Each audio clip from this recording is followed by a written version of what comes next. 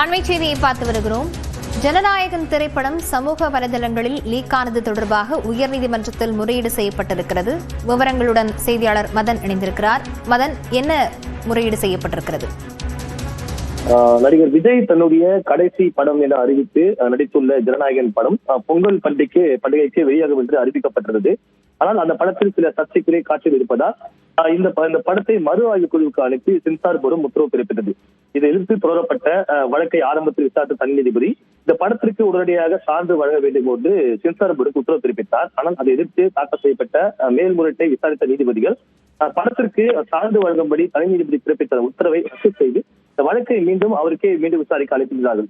ஆனால் படத்தை மறு ஆய்வுக்கு அனுப்பிய பட தயாரிப்பு தரப்பு தனி நீதிபதி முன்பு நிலுவையில் இருந்த வழக்கையும் திரும்ப பெற்றுக் கொண்டது. சென்சார் போர்டின் மறு ஆய்வு குழு அந்த ஆய்வில் படம் தற்போது இருந்து வருகிறது. இந்நிலையில் சமீபத்தில் ஜனநாயகன் படம் இணையதளத்தில் வெளியாகிவிட்டது. இந்த விவகாரம் தொடர்பாக பட தயாரிப்பு நிறுவனம் தரப்பில் தற்போது சென்னை உயர்நீதிமன்றத்தில் நீதிபதி செந்தில்குமார் ராமமூர்த்தி முன்பு முறையீடு செய்யப்பட்டது.